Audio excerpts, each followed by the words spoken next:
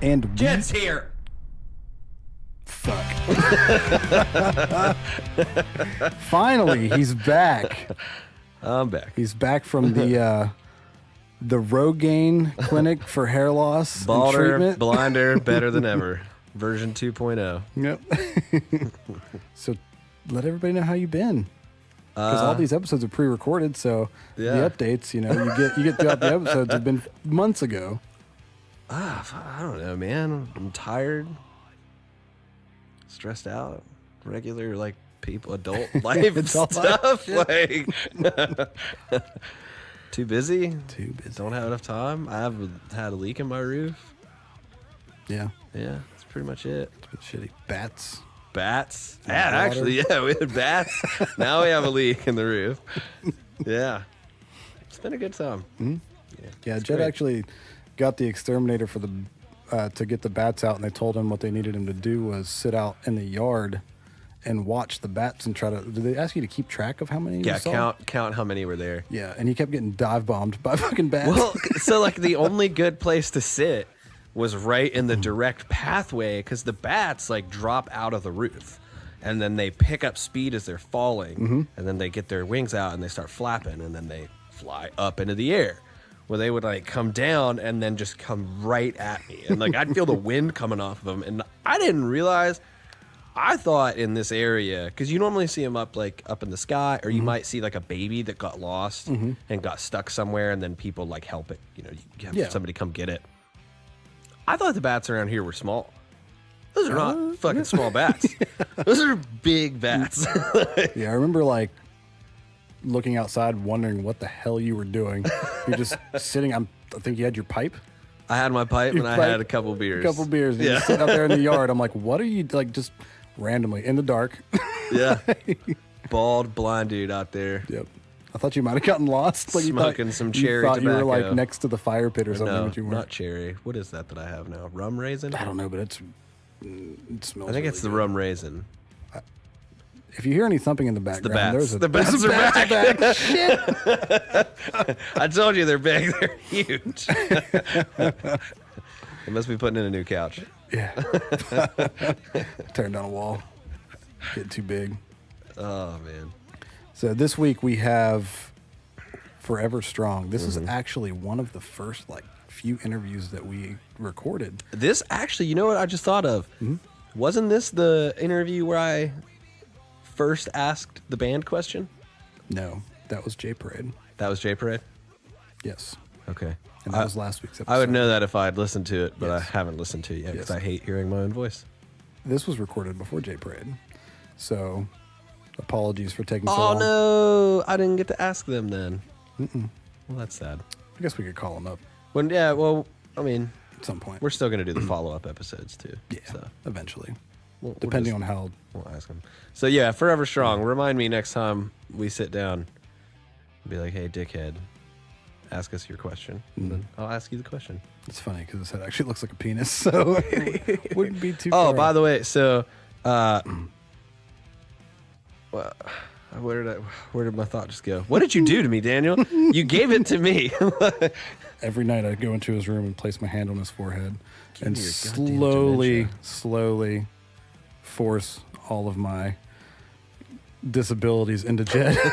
That's why he's blind and bald and can't think straight. It's beautiful. You're like a reverse vampire. So what were you gonna say, Jed? I don't remember. I have no idea. It is absolutely gone. Well, Daniel spritzed up our new studio, and it looks pretty good. This looks We got a lot more room in here now, and spacious. We've got a fucking arcade. Yeah, and we have an arcade. It's amazing. We got an arcade now. I'm pretty stoked about It's really that. cool. They Thank you just to- came out with a new one, and it's like $4,000. That was actually a gift. Like it. 13 Palm Trees has not made a dollar, I don't think, as far as our overhead has cost or I has am gone. almost certain we are negative. Oh, we're completely negative. Yeah. Probably quite a large amount. So if you see the pictures of us like with an arcade, that was actually a gift to my brother from his he left his job for a Coworker. new job, which is hilarious because they bought him this going away To this big arcade, going away party. and he works one desk over from where he worked before, but just for a different company. And they did a going away for him. It was pretty funny. But we have a Rampage, Gauntlet, and Joust arcade in the studio now. And Defender, bro, don't. Defender? Oh, I could. Fucking The forget chair was about blocking it. I Defender. was looking over there. The chair was blocking it. All right. But yeah, we've got that. So if you guys want to come play Rampage with me, let's get down with some Rampage. Also, Roger, I might not have a personality, but looks like you're getting sack dragged right now by Daniel in fantasy. So have fun with that. Taking that L this week. Yeah. He's used to taking the D, but now he's taking the L. Pow. Anyway, Forever Strong. You can find him on Instagram at ForeverStrongWV. Actually, let me check on that real quick. Make sure. Actually, no, I'm not going to get on Instagram because I haven't watched the Dallas game yet. Oh no, So we're going to go with I don't have an Forever Strong Instagram, WV. so I have one, but I don't know the login because I never log into it. So Just type in Forever Strong. I'm sure they'll come up on Instagram. Facebook, just search for Forever Strong. And obviously, you can follow us on Instagram and Twitter and like us on Facebook. Wasted Local Talent on Facebook and Instagram, and Wasted Local on Twitter.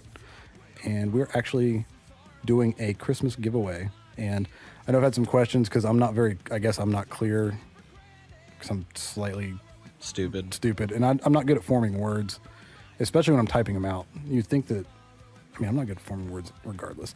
Anyway, basically what the giveaway is, we're asking any local band or business or artist to donate basically anything you want that's not no monetary donations. We don't want any money. I mean, we do want money, but We do want money, But not for this giveaway. Not for the giveaway. But basically, gift cards, merch, anything to help promote you. Food. You can bring us food. Jed's really hungry. I am so hungry. In a later episode, we did an interview with Wildfly that we actually did today, and you'll hear him talk about it's a food so truck. hungry. And anyway, but the giveaway for any band or business or artist that wants to give us anything, just email us at wastedlocaltalent@gmail.com, and for anybody who donates, you'll get 4 free ad spots in upcoming episodes. And the nice thing about an ad spot in a podcast is that they pretty much last forever. As far as if you were to pay for a radio ad, it's basically, you pay for however many spots. You can't go back and keep re-listening to it. So any new people that come in to listen to Wasted Local Talent that listen to these episodes will hear about your business. So since Fallout 76 is set in the future, if they get an ad spot on our podcast, it'll show up in the game, right? Correct. That's how that works, I think. Yeah, correct. Yeah. Fallout.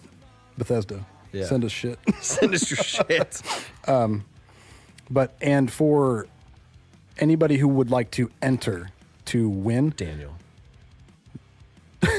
I got you. For anybody that wants to enter, Daniel. This isn't a grand, one person's going to get everything. We're going to be doing a drawing live. We're going to be live streaming from our Instagram and our Facebook on December 23rd. And each item will be given to a different person. So there's 4 different ways to enter with 6 potential entries. The first one is you can leave us a review on any podcast app that you listen to us on. This actually, because Podbean is what we host through, and we can't access all. We could if we search through every single podcast app out there, but that would take us forever. So if you leave a review, if you could just screenshot it and email it to us at wastedlocaltalent@gmail.com. And same thing with the second way to enter. It's subscribe to us. If you subscribe to us, again, through Podbean only shows us our Podbean subscriptions. And iTunes doesn't even show us our subscribers. They just, for some reason, iTunes just doesn't. Thanks, iTunes. Yeah, thanks, iTunes. So that one also requires a screenshot to be entered. So if you want either of those two, if you do either of those two, we'll need you to actually screenshot where you had commented, where you had Reviewed. reviewed and Subscribed. subscribed, and email those to us at wastedlocaltalent. I'm reading it off my screen and I still can't fucking say it right. The email again is wastedlocaltalent@gmail.com. And the third way to enter is following us on our social media sites, Instagram, Facebook, and Twitter. Those are worth 1 entry per follow. So if you follow us on Facebook, it's 1. Obviously, Instagram and Twitter. So it's a potential of 3 entries. So those, we've been getting some follows, and whenever I first posted it, I posted that we needed you to message us to let us know that you were following for the contest entry. And for us to keep track of those, we'll need you to actually message us, because I don't want to have all of these people, if people don't know about the contest and are following us and they're winning things, we just, for our peace of mind, and that way we're not getting a hold of somebody that's not even interested in any of this. If you could just give us, just message us on any of those social media sites and just say followed for contest entry. God, I can't talk today. I love this. This is awful. This is amazing. I didn't prep any of this. Come on, man. I literally typed this up yesterday. It shows. Yeah. Because you're awful. But anyway, yeah, just message us if you follow us, saying that you want to enter into the contest. That way I know exactly who we are, who wants to be involved. And the fourth way is to recommend us on Facebook. And there's a recommendation, should be right at the top of the screen. Yeah. And just recommend us. And those, you don't have to message us or anything, because we see all of those. It doesn't have to be a good recommendation either, because obviously we're pretty terrible at what we do. I wouldn't give us a good recommendation. No, I wouldn't either. But yeah, like I said, all of those will get you up to 6 entries if you are able to do all of those. If you've already subscribed to us and left a review and followed all of our social media, just message us and tell us and send us a screenshot of your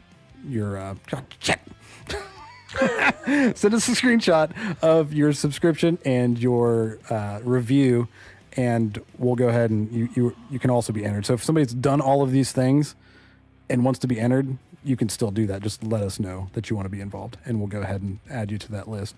But like I said, we're going to be doing 1 drawing per item. Stop laughing. I can't help it. Here. Now you have a reason to fucking laugh. Oh, Well, I can't even see myself in it. It's just the wall. There was a mirror on the table, and I lifted up and looked. Yeah, I'll cut that. This out. is getting even better. Yeah. Such a Anyway, every few days I'm going to be posting an update on donations. We have 1, 2, 3, 4, 5, 5 so far. We're getting things from Loving West Virginia, Trash Mouth Press, J Parade, No Bull Essential Oil, and Ignite Entertainment. And we'll be posting a list of what they're donating as soon as they let us know. The only one that we have so far of that we know exactly what it is Ignite Entertainment. They're giving away 2 VIP tickets to one of their shows in 2019. Anyway, now that we're 15 minutes into this intro, let's just go ahead and get to this. I think I should probably not do intros anymore, because obviously I am just your kryptonite right now. No, it's easy whenever you're not here, because I can just make fun of you the whole time. It's a lot easier. Plus, they don't have the Christmas giveaway, and I just typed this up like yesterday, and I'm just really bad at this. I love the irony with how you said before we started recording this that you were going to talk about it during the intro, because there was some confusion regarding how it's obvious it's coming through that I'm also confused. Literally, I think that the verbal explanation was probably more confusing than the written one. Maybe I should re-record it. I'll do a separate recording and No, post it. I think we should leave it. No, I'm just going to post it at the end of the episode. Oh, yeah. At the end of the episode. Yeah, re-explain it again. Yeah. Also, maybe I'll have Michael do it. we'll timestamp it so that they can just quit listening at that point. I can also just literally set a start time to where it starts right there. Yes. I could just do that. I wish there was a way I could go through and set it to where it would stop and start at certain times, so I could just cut out everything that you fucking say. Of course, now I would sound like an idiot. I mean, as though you don't already. Then you gotta walking right into this. subscribe on your Facebook, and you gotta get on the. We should probably end this intro. Yeah, dude, it's 16 minutes right now. Okay. All right. Listen to the episode, guys. If you're not already, If you haven't already, if you've already stopped it, then Yeet. Yeet.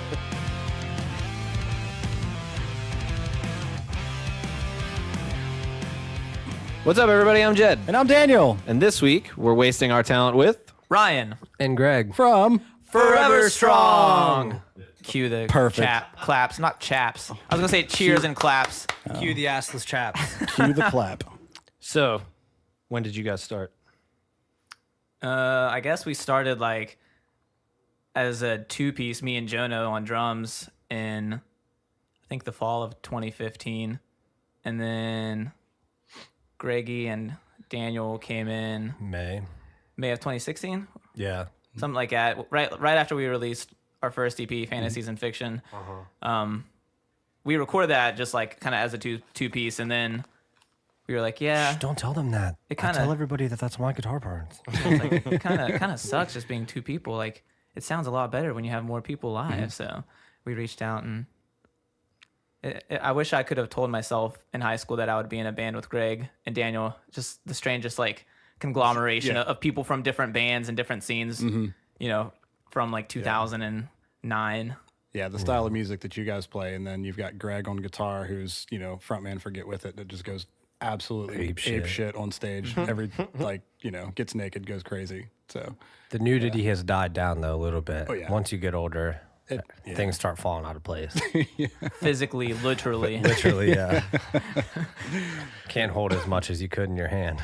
So he looks like that one dude that's playing like a bar mitzvah or something like that, and he's playing drums for like some. You guys know the video I'm talking about? the He's drummer playing, out, yeah. He's playing drums for some super simple song, and is just going. Yeah, it's Rick fucking Hay and the nuts All-Nighters, on, yeah. on drums. His actually that drummer is from around here, and he's cousins with a friend of mine.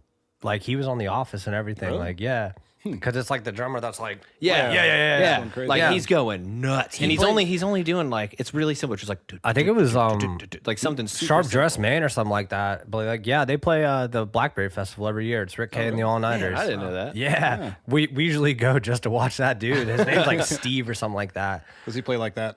Oh yeah. just goes Well, crazy. that's like his gimmick now. Okay. Like, yeah. From that. Okay, I got you. That was like, I mean, everyone has their thing, but like, yeah. No, that's actually funny you say that, because Jared Miller referred me as like that.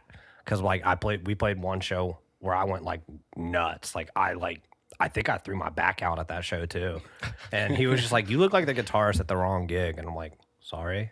I just like to have fun. Yeah, like you showed up at the wrong bar. It's like, no, man, you're supposed to be over there. Whatever, just get up here. Whatever.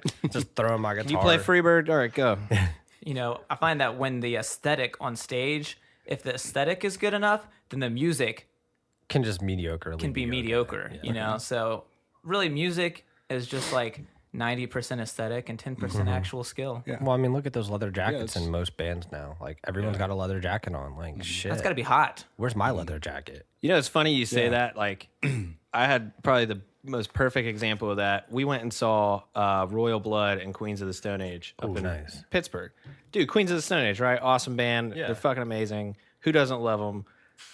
They were so boring after watching Royal Blood, because Royal Blood was going nuts. Like, going nuts. Yeah. Just losing it. Like, such a good show. And then Queens came up, and it was like, the show was great. The music sounded awesome, but it was like watching farts. Just like, it was so boring. watching the air. We left. We didn't even finish the show. Wow. I was like, I'm going to beat the traffic. I'm just going to get out of here. Like, You can leave now or beat the traffic, or you can stay and beat your meat. yeah. Yeah, I feel like if you want like high fidelity sound, that's why you listen to like the record, and you go to a show to experience something more, visceral, where you can see it and like feel the energy. So even if it sounds really good, if they're being stationary, then it's just not as like fun. a lot of Always bands my have complaint, man. that problem. That's something that That is like the not to main get on complaint. like my band, but like my band has that to work on that. Like, we all just kind of stand there and focus on what we're playing and not about. Well, you probably can't move too much. I do. It's. Something I always snap. forget my life alert. Yeah. So I'm afraid I'm gonna like stroke out on stage. Yeah. Help! I'm falling and I can't get up. I don't know how Greg does. Like, I play just like chords, And like I understand how people can like do that jump thing where they jump and they kick their legs back and forward. That I do like 300 times a show. Yeah, like do you play the correct parts when you do that? I feel like you probably do. I like to refer to that Yeah, as that's the every time Fall Out I've ever Boy done move. that, I don't know if I'm playing what I'm supposed to be playing. Does it sound bad? I don't know. I can't. I'm so like Hannah says it doesn't sound bad, so I guess I hit the note.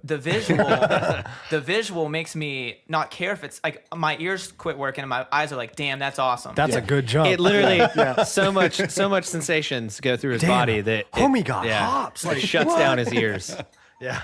so like My I mean, man can jump. I can't do like jumps because I'll just totally screw up and start playing the wrong chord. Like my early when I used to play like in high school, I would just have these weird kind of like squirmy Like Dave Matthews moves dances. on stage Oh, yeah. because I'm like I want to have stage presence, but also I can't move for fear of like messing up. Yeah. So I feel like I've been trying to get away from having like these just weird squirmy dance. There was things. something. But whenever you're playing guitar and singing at the same time, that's a little bit different. Like, I mean, True. if you're going into like, a bridge or a break where there's no vocals, being able to move around, but that's like with some bands who just have like a front man. If he's just standing there, people just don't want to watch it.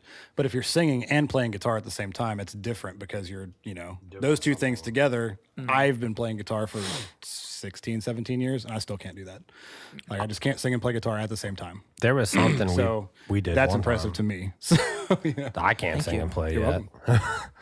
I still have problems with it too. He's too busy doing like flips and shit. Yeah. But hey, his that's that's good. Every person has their role. That's Yeah, like exactly. There was something we were playing one time, and I remember I was just headbanging like aggressively, and like I was playing whatever I was playing. Then I started spinning, and like playing what I was playing. And I remember I got done, and I was like, I did. Oh shit! I kept playing. I actually kept playing. Usually, I just kind of like my guitar flips out of my hand, or I lose my pick, and I'm like shit. But that time, I was like, all right. Do you get bangovers after you? Oh God. Especially if I have to work the next day. The next day at work, I'm like, all right, where's the fucking leave? Like, come on, this is stupid. That's when I would when I wasn't playing guitar. If I ever like don't play guitar and I have the ability to like move more, the next day I'm always so sore. Well, like, of course, 99% of the time I had like 2 Jack and Cokes on stage. So like by the time our set was over, I was also trashed. Yeah. And so like my body was loose, but it wasn't loose. And the next day I'd have a hangover and a bangover. So it would literally just be the worst. Yep. a hangover A hangover. or a hangover. hangover. So I take it that this was not either one of your first bands. No. No, Our first bands actually hated each other. Oh shit, let's hear it. that is true. Actually, I don't know why, I- but I know why. Yeah. There was just in high school there was like it was just the stark like competition between, I don't know if it was between friends or between just bands in general, but I think the scene there was so many more bands in the scene. It was a pissing contest, a literal pissing contest. Yeah. But for the record, Greg's band was way better than my first band. I don't know about all Did that. you guys ever like fuck with each other? I don't know. no, I always liked you. Yeah, I always found your body pretty good, but I never really got the opportunity. But no, I mean, no, because like I think we were all like friendly, but there was this kind of like unspoken,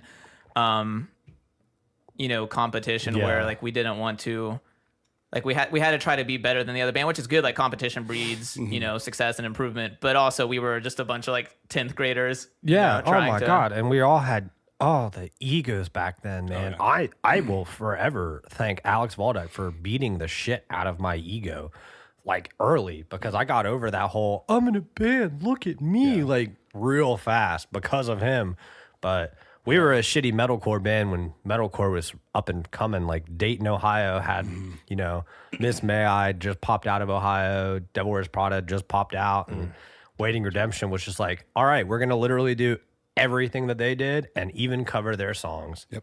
I remember Plagues had just came out. Oh God, and that was such a good album. right, we used to cover HTML Rules, dude, and Tyler Reiser would bust it out, and he had his piano too, and he would do the fucking piano parts and shit. That was the dopest I hate those days, but damn, those were some fun times. Yeah, I always thought you were like an asshole. Oh, like I back was. then, whenever I'd go to shows. God, I I was suck. like, that guy's a dick. I honestly, until like the cafe, I didn't even think you liked me because of how you were then. Oh, dude, I was Yeah. awful. So, like, that's how bad it was. I could always, well, see, I always like, I was like, I think that Daniel guy fucking hates me. So it was like one of those things. I was like, I think that guy doesn't like me. So I was like, I'm just gonna like kind of like stay the distance, I guess. Like, I don't Like know. you just had such like stage presence where like you were I had awful stage presence to begin with. you were so there were no reservations though. You didn't care. You would throw your body all over the place. Oh yeah, And, I was you know. bad with that at the beginning. At the beginning, like I remember my first show was June 26th, 2007. So many numbers. Yeah, right. Too many numbers for that one. Impressive. And it was with Plagues of Man, and oh my god, I want to say Amir the Saint, but I think it's wrong.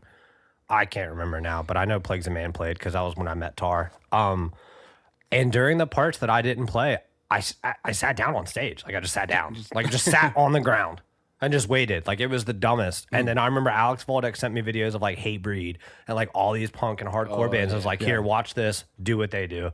So after that, I did what they did. I would like spit in people's faces. I would jump on people. I would like not give a shit. I back and get with it, which is like when I really felt like I honed my stage presence. You had the Parker Cannon kick somebody Yeah. straight in the chest. I kicked a few people in the chest. Like I think I kicked D-Mop in the chest. Yeah, pretty hard. I was there. Yeah, I kicked Zach Lawson off stage one time at 1-2-3, and that's like a up there stage. Lovingly. This was Yeah, Oh no, We're yeah, not- yeah. we're not It wasn't like condoning, you know. aggressively. It was just like I was so into the moment. And then one time I jumped on Sean Cizzoni. He was in the pit, and I was fucking feeling it at that moment in time, and I jumped off and laid into his chest with my foot. He hit the ground. But then after that band, I was in a metal band, and I used to cut my forehead open on stage and just beat the shit out of myself. Like I almost broke my hand at the Chariot farewell tour. Like it was awesome. It was fun. I don't do that anymore though. Now you just get naked, right? Yeah, then I went and got naked for a while, and then that was over with real quick was because actually Alex fun. became a teacher. Yeah, but you know he's got his wireless set up now, so really the options are pretty much limitless. Yeah, guitar swings for days for life. Yeah. The margin Straight for up. error or margin of error for like a guitar swing is so small. yeah. Like I would never attempt that. Oh, I've attempted. Yeah, that's- I Our could stage play presence is a little. Daniel really doesn't move. Jonah gets into it. Jonah gets into it. You and I both yeah, get into it. I feel like you get into it more traditionally. Like you do the cool traditional moves. I don't really know what I do on stage. Like I honestly couldn't tell you. I honestly feel like you kind of do more traditional stuff too. Because like if we're playing like in 2016 that riff, we always go up to each other and we're like, Yeah, that's true. Yeah. I will do that. I'm afraid to leave my feet. I'm like a child learning to jump for the first time. yeah, like a penguin. Like you can't fly, but like you want to. I want to, yeah, but I know my coordination isn't there. Right. And it would Is that a probably thing? end Do badly. penguins actually want to fly? They flap their wings. Yeah, I don't know what they're I trying to do, assume but, that could be them wanting to fly. You ever seen penguins swim before? Yeah, they're fucking. It's impressive. man. Yeah. I don't think they want to fly. You ever seen them poop before? You ever been to like the zoo and watched them Oh, poop? man. It's amazing. Do they have Ew. white poop like bird poop or No, is it, listen, it's like a geyser. Yeah. oh wow, Yeah. like butt explosion? Yeah, just like a like they flex their little string. tail, Yep. and it looks like somebody just smacked the top of like a lotion bottle really hard. It's great. Yeah, No, you want to see some healthy shits? Go walk the Nerve Fort Trail. Those geese over there, they are eating Oh, dude. healthy. Like that's some purple. Like Is purple shit healthy? I don't know. is that For how them, you judge for a not, geese? not for shit? us. Like I know. By the purple I think tone? I think it's berries. I think it's like they probably all mainly berries, just yeah. eat berries. Yeah, Where people are feeding them like Laffy Taffy? That's true. that's probably a thing. I got attacked by a goose in Philadelphia not too long ago. Fuck Philadelphia. Yeah, I thought me and him had a thing, and like I had to walk through a parking lot to get. I was there for a class, and I had to walk through a parking lot every day, and he was always there by himself, just at the edge of the parking lot, Waiting. And I would like walk up, and he would kind of move a little bit, I'd move a little bit, and we would just go past each other, and he would like check me out, and, like flex on me. So on the last day, he's like chilling there, and I'm walking up to him, and I'm like, "Yo, this fucking solo geese out here all by himself. Solo goose out here all by himself, like doesn't have any friends, you know, nobody's ever out here with him. Right. There's not enough poop to be more than one goose over here. Like this dude's probably lonely. This is his turf. And I come over here every day and like bully him off of it. So I'm going to go around him. I'm going to walk through the grass in the rain, give this dude his space.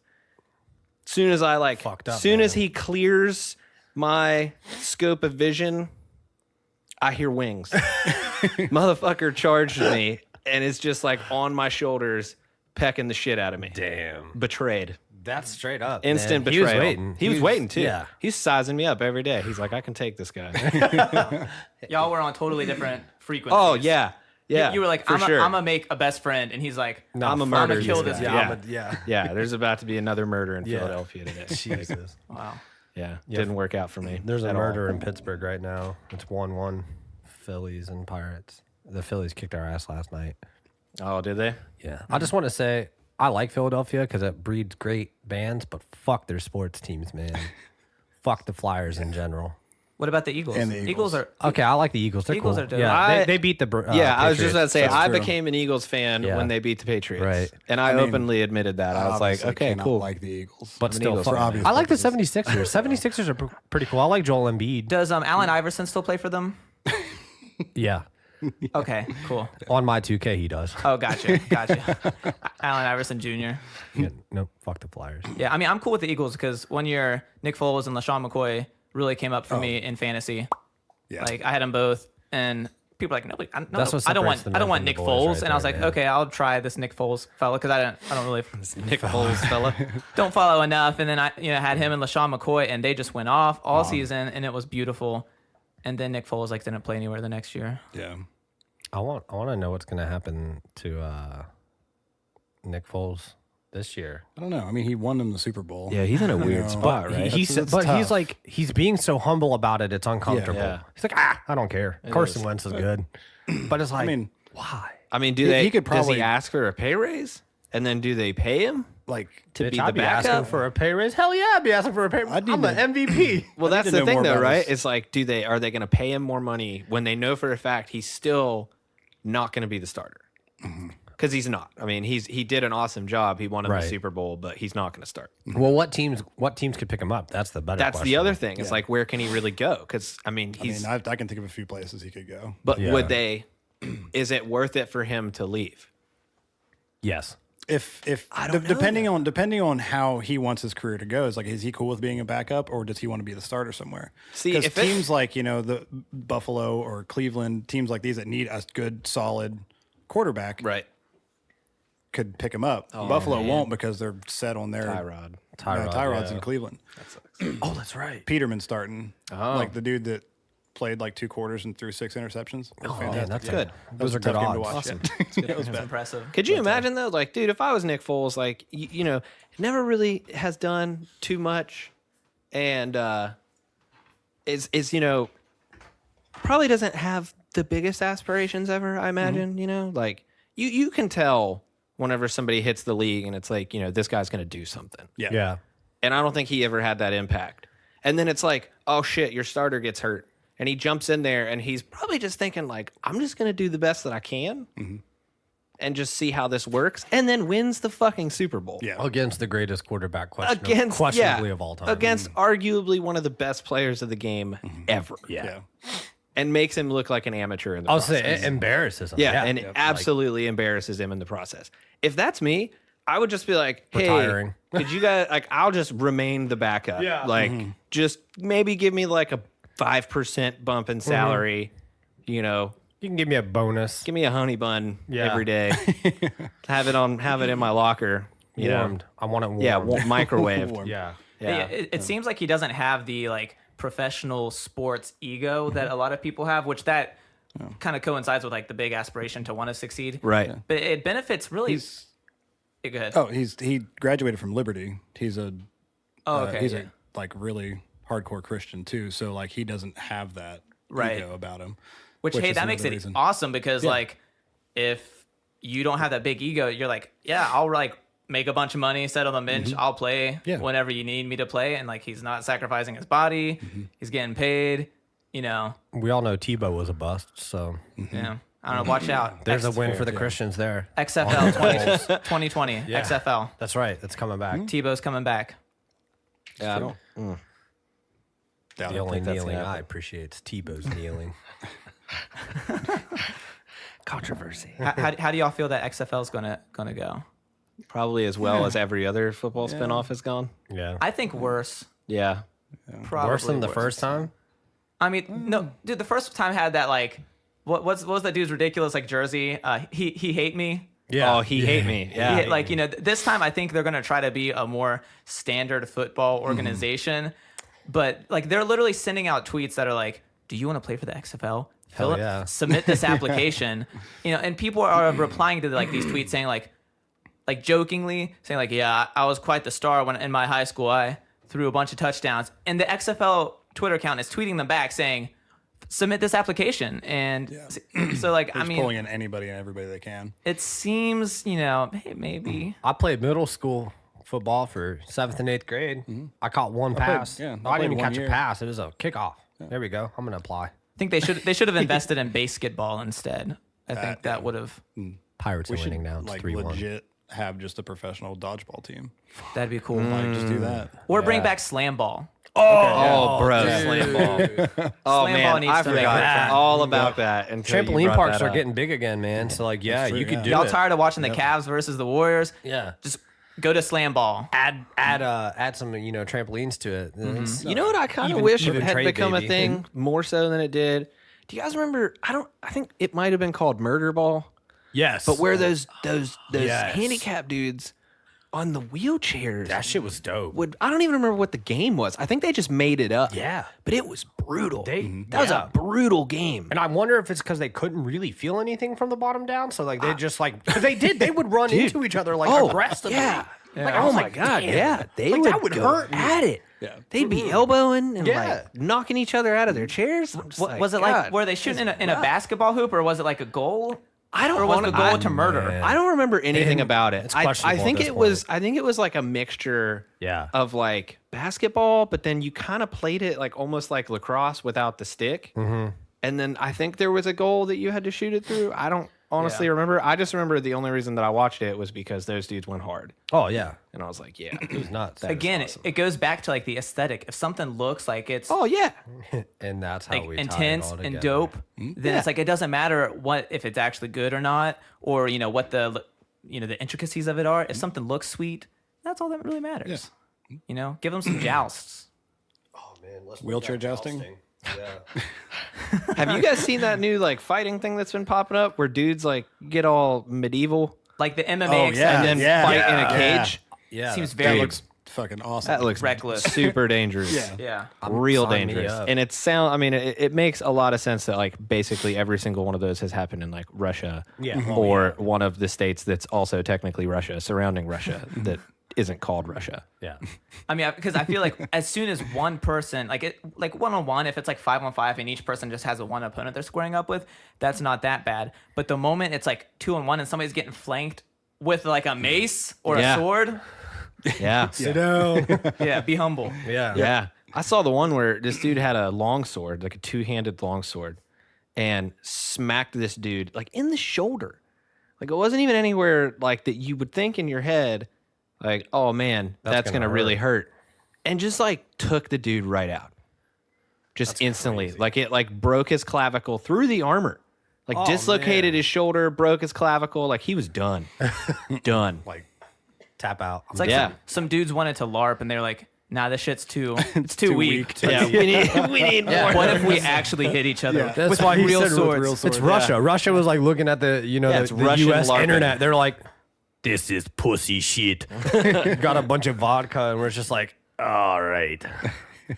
Yeah, Fucking it's Ivan Russian over LARPing. here. That's exactly what it is. Yeah. That's beautiful. Dig it. Speaking of wrestling, like rings, Were we talking the about greatest wrestling? thing Oh, okay. I saw was like Michael Jackson DDT moonwalk last night.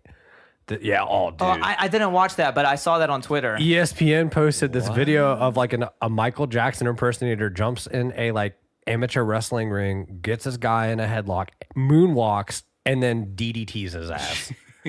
Oh, that's beautiful. It's great. It's fantastic. It I was don't even Poetry like in wrestling. motion. Yeah, but I would watch that. In my head, I could just hear Smooth Criminal going, dun, dun, dun, dun, dun, dun, dun, and then pop, and just like as he drops, him just going, hey, like. So, what are you guys working on band wise right now? Anything? Well, we have what two songs written? Yeah, That's it? Four in terms- technically. Well, yeah. So we, in terms of like full band, we're kind of taking the summer to write and try to piece something a little bit larger together. We released 2 EPs so far, so our next release hopefully would be something a little bit more substantial. But we did just get done recording an acoustic EP with Tommy Bailey, Riot City Studios in Morgantown. So that's 4 songs. It's 2 songs that we had already recorded full band that we made acoustic, and then 2 new songs that, Never been heard before, really. yeah, at least in a Forever Strong capacity. Yeah.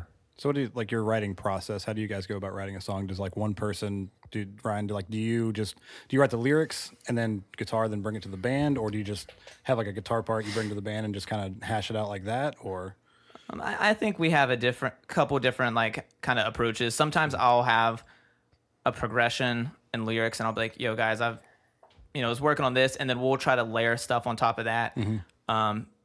There's that way, and then other ways, me and Greg will just get together and kind of try to build from scratch, because I like the collaborative process of having absolutely nothing and like lyrics, chord progression, leads, everything like that, rhythm just coming together from the ground up. But I feel like a lot of the time I will have like some sort of a progression or idea, and we try to build on that. The last 2 have been like that. I mean, 2016 when we wrote that literally was just me dicking around. Like we were just like in between practicing the set or something, and I was just sitting on my guitar just going bam, bam, bam, bam, and then we just kind of found the right spot where it sounded, and we went with that. Yeah, 2016 was definitely the most collaborative song that we had written. Yeah, because then I sent him lyrics to a song that I'd written, God only knows how before that, and then he took pieces of it with something that he wrote, and then it was just kind of just do it together. about how the year sucked, because it did. Yeah, It's a Frankenstein song.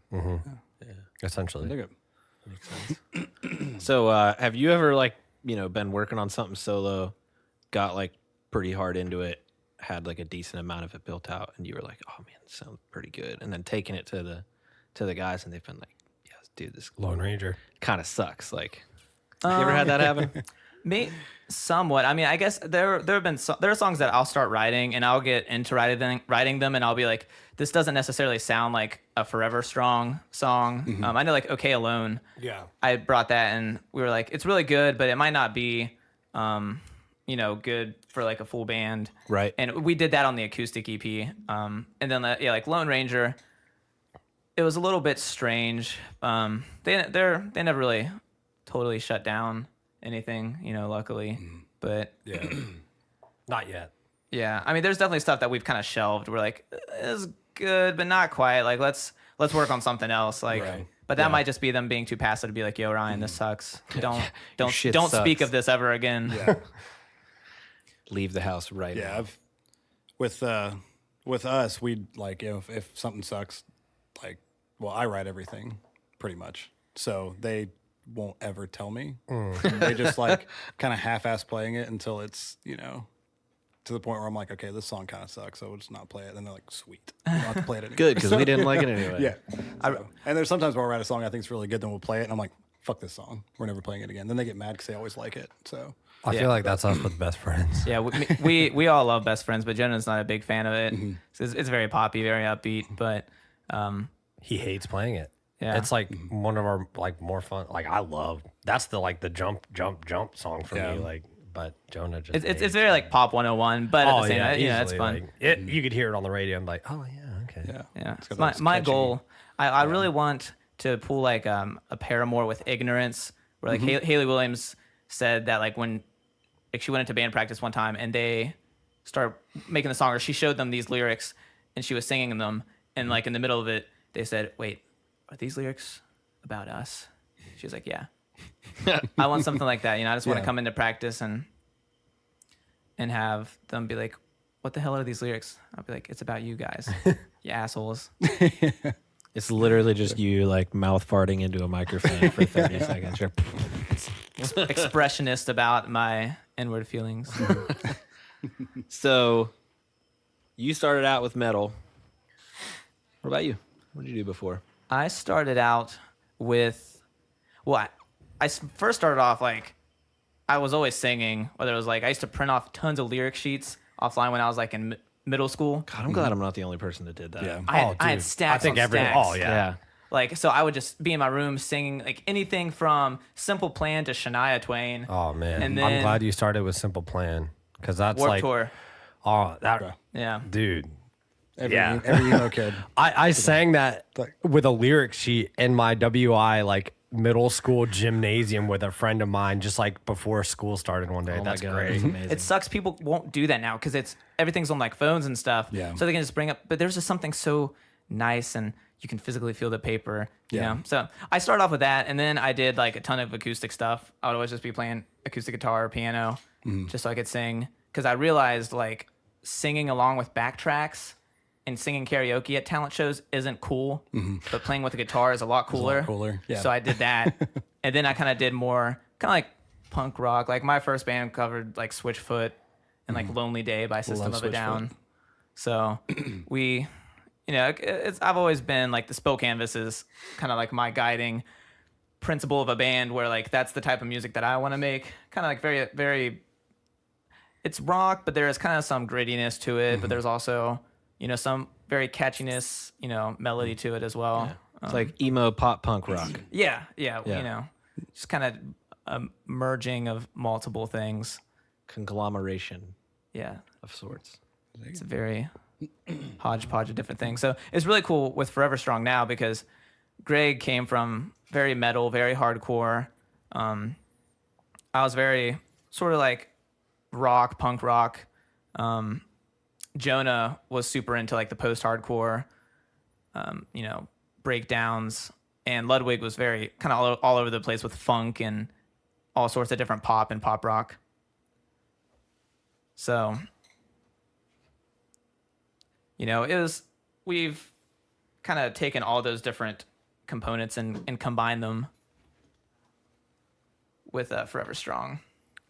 I think that's what makes a lot of cool now because we both really like the Menzingers and I think we both kind of want that sound that they have, but we also still want like our rock aggressiveness to all of that.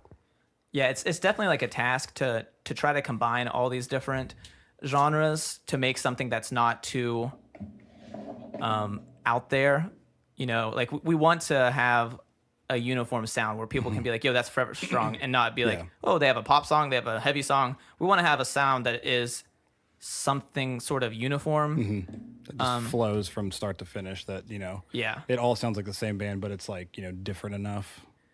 Every song that Like and not every song sounds the same. You just want every song to be kind of similar Right. in that feel. Like Yeah, Rage like- Against the Machine. Yeah. Yeah, super Where like, like even when they weren't Rage anymore, when they were Audio Slave, you will never hear a song with those band members that you're not instantly just like, oh shit, that's Rage. Yeah. right. Like that's Rage right there. And yeah, like, and they combine multiple elements, but to Yeah. create something that is very themselves, and it doesn't sound like they're like, I love 21 Pilots a lot, but some of their albums, they do have songs that are all over the place, and that somehow works for them, where they'll have super upbeat, you know, ukulele pop, they'll have more like electronic, weird trap synthesizer stuff, you know, but with us, it's just trying to be like, all right, well, we want something that's heavy, but it has to have good melody, it has to be rhythmic, you know, it has to be complex, but not too complex. Like none of us are like, you know, Mozart over here. Yeah. So do you actually like write the music, like actually tab it out or write it down? Nothing like that. No, we just- just Just kind of go with really it. just kind of bullshit it. Hopefully You know? we remember it, and if not, then fuck it. Yeah. We'll find something better. I had the bright idea, which, you know, I still don't know if it was a bright idea or not, where we had like a couple practices where I was like, let's just write a ton of stuff. Let's just jam and create a bunch of really cool songs. Oh yeah, But I don't want to record any of it. This is just to get our creative juices flowing together. So even if we write something awesome, I don't want to remember it because like let's delete it, let's erase it, and then just we'll have to write it again, like challenge see if you ourselves. like organically come back to that. Yeah. And we wrote some really cool Oh stuff. man. And I was like, I don't want to record any of it, you know, kind of. I wish we remembered the one we had like a very Movements-esque song, like just jam written, and it was so good, but I forgot it. I don't remember any of it. Yeah. I mean, I remember hearing one time about like somebody was in anger management, and they would have tons of blocks, and they're like, I want you to build something with these blocks. And so they'd build up this big structure. It took a lot of time and patience and being like real meticulous with it. And once they built it, they're like, okay, now knock it down. Or the person would knock it down. And I guess then it was to see if the person would get pissed off. But I like the idea of like the Pierce the Veil lyric, like, can we create something beautiful and destroy it? Like, I just like that. I like the idea of you can create something awesome, but the point of it is just knowing that you created it and not necessarily that you have it, because you can create it again, you know? You can create something like that. It was more about the process, but...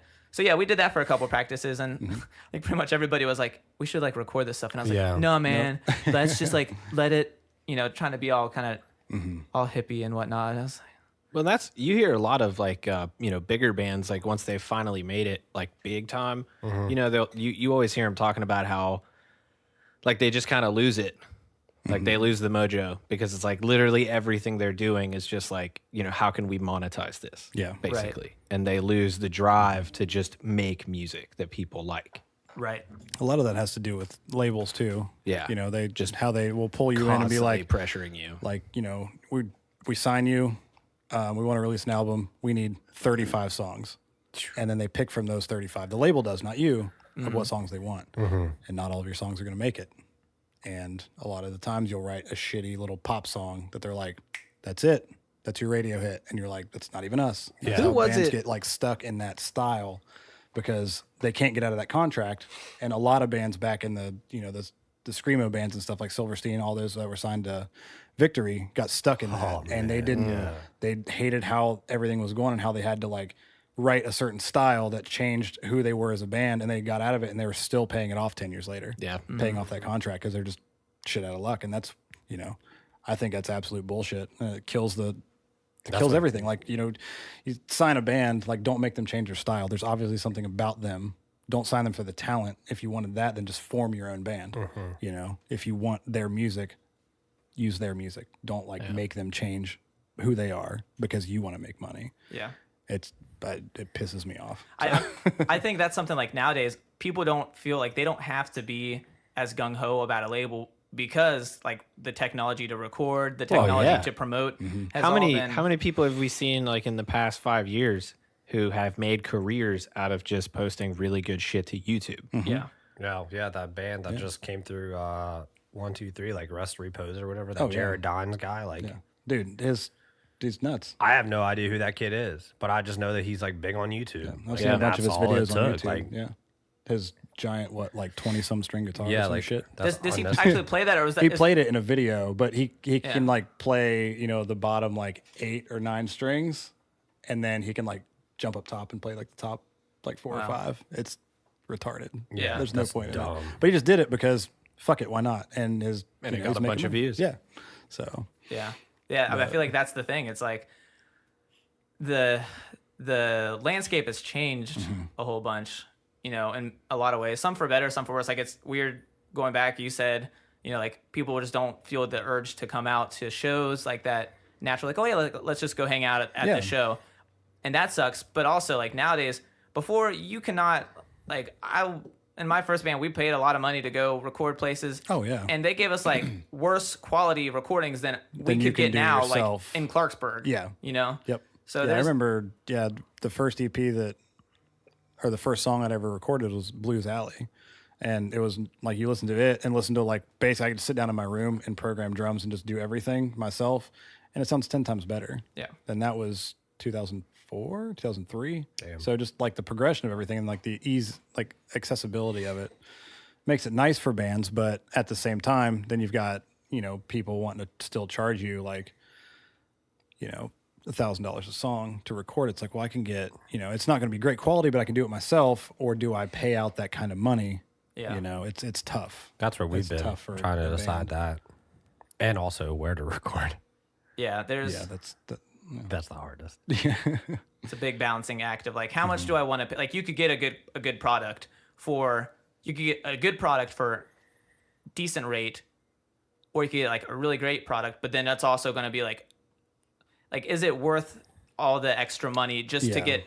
It's like the increase in quality might be 10%, but the increase of how much it costs is like 50%. Oh yeah, so it's not really proportionate. So I don't know. Like, how much can you make off of this? Like, and the thing that sucks is people don't buy music a lot anymore.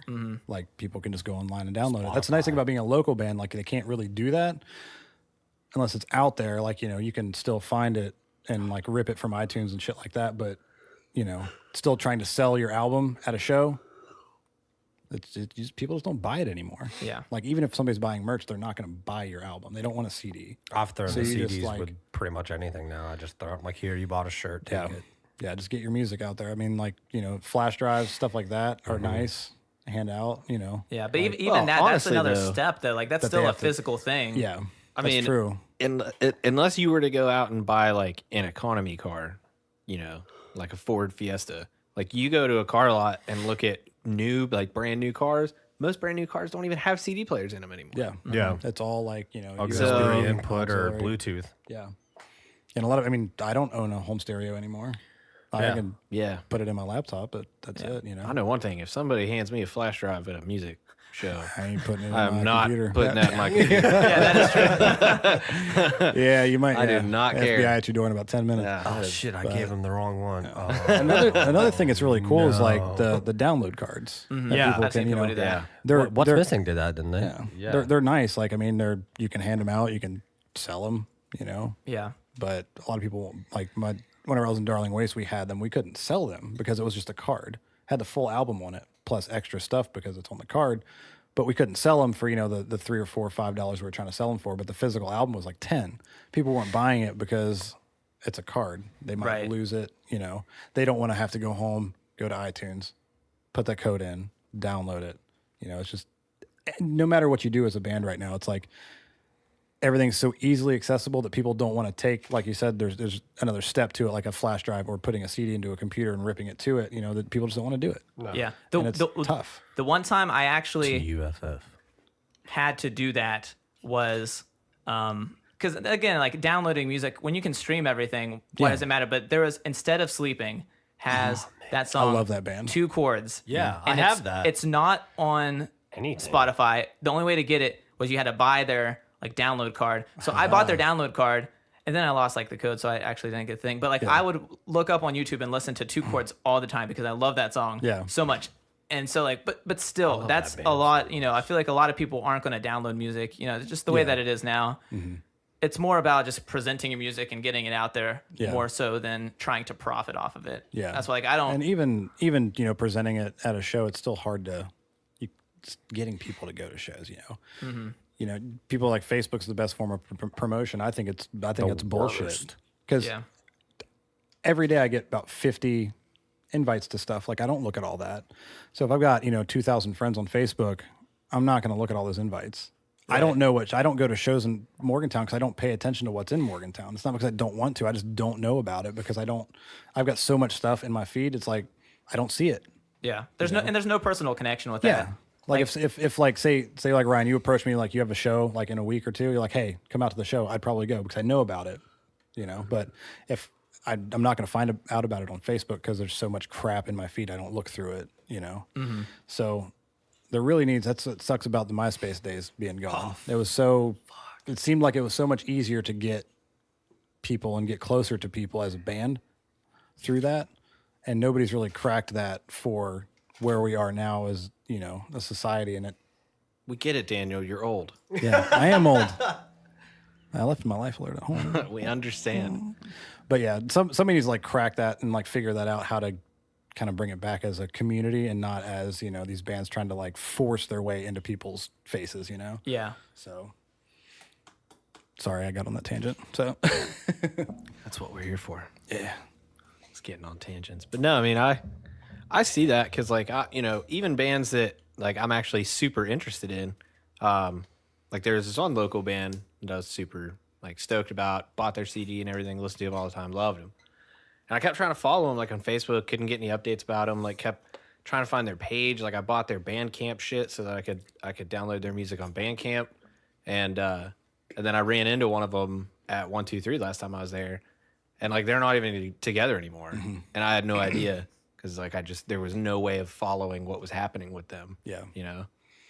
So Yeah, but I mean, the nice thing about, like you were saying with MySpace was, like, one of the nicest things about MySpace was how limited it was, because, you know, there were only so many things that you could do on there. Whereas now, like, you know, you try to social network through Facebook. Dude, Facebook can do so much shit that, like, anytime somebody gets on there, it's just an overwhelming amount of information. Yeah. Like, and the likelihood that they're gonna notice, you know, your band's advertisement, slim to none. Yeah. And it's set up to where, like, as a band or a page, You have to pay money. Yeah, you can have 10,000 people like your page. Whenever you post, only like 10% of those people it'll actually reach. Yeah. You have to pay to push it to all of them. And it's that you just can't do that as a band. If you're doing that and then paying for recording and paying for merch and, you know, getting to these gigs, paying for gas, everything, like in West Virginia where it's one of like the lowest, you know, minimum wage in the country, as a band, you know, it's just almost impossible. Yeah. You know, it's crazy. People do the same stuff nowadays as they would back in MySpace. Like in MySpace, if a band messaged me, it was like, hey, I'm Joe from this band. Like, check out my tunes. I'd be like, hell yeah. And then I'd listen to it and I would fall in love with them. Nowadays, I feel like there's such like a negative connotation. Like if some dude messages me on Twitter and he's like, hey man, check out my band. I'm like, get the hell out of here. No, why are you coming up on me? Like, why are you? But so we're doing the same exact thing that we did during the MySpace days, except in the MySpace days, we were so stoked for it. Yeah. Like you would legitimately had like in my old bands in high school, there would be people from totally different states and countries that would like comment on all of our stuff. Like, oh my God, I like this song. I like this song.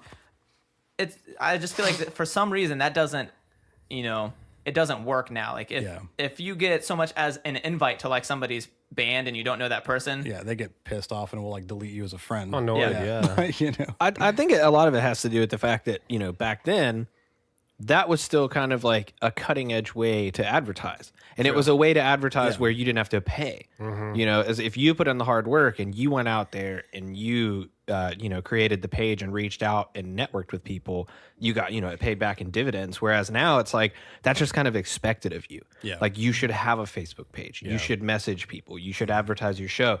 So where before, you know, like if somebody was reaching out to you, it's like, oh shit, this is dope. Like, who are these guys? I'm going to listen to them. Now it's like, you know, you go to your spam folder in your Facebook Messenger and it's just like hundreds of messages. Like, hey, I'm so-and-so. What's up? I'm a Copied and pasted. Kenyan Prince. I want to give you $1 million. Like, you know, just all kinds of shit in there. So it dilutes the effectiveness of it.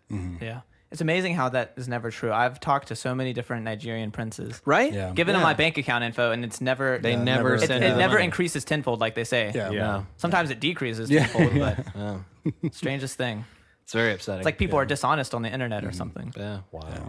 That's probably another reason why it doesn't work as well. Because back whenever like everybody was using MySpace, everybody like a lot of people really didn't understand the internet as well back then, I think. And they were just like, nothing bad can happen on the internet. Yeah. But now it's like, you know, I think everybody has a pretty good understanding of like strangers on the internet are still strangers. Like, Like we're all cynics now too. Yeah. Like before it was just this new like innocent fun thing. Like, oh, this strange person wants to talk to me. They must really want to this be is my totally friend. harmless. What's the worst thing that could happen? But hey, that benefited the bands too so much. yeah. You know? Now we're like everybody has like ulterior motives, hidden agendas. You know, we can't talk to anybody because it's like, no, what do you want in return? Yeah. It's Like, that exactly. damn Craigslist killer. Yeah, it's like as a guy, I can't like, you know, message, you know, slide into people's DMs like that as a band because every female is going to think that, you know, I'm wanting like, Trying to hit hey, on I'm in a band. It's like not about like, hey, check out my music. It's like That what they God think thing. now because of So you're how saying to everybody make is. a fake band page to hit on to hit women. them. No, it's what I'm saying. That's what you're saying. No, it's just like everybody I out there is understand. like constantly like hitting up girls for, you know, like whatever, like nudes,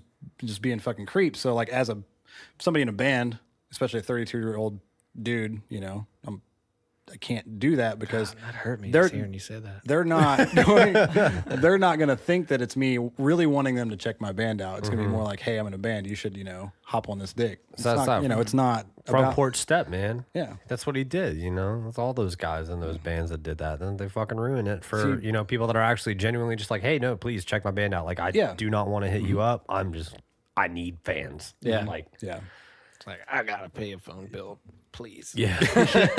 Please buy my CD. Rent's coming up soon. Buy some merch. Literally just donate money. Yeah. Just give us money. Just GoFundMe for keeping my band Yeah, alive. really. That kind of Good ruined stuff. everything too. Fuck all that.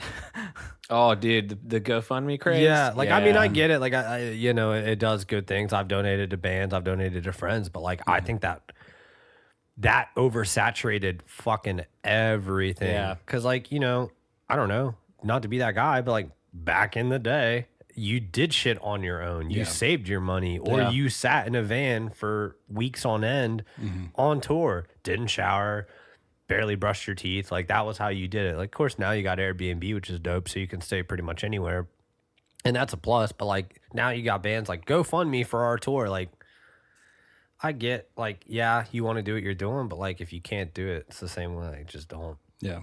Either that or save up. I don't fault anybody for doing that No, because I no. think it's a good resource, and if people want to donate, like that's dope.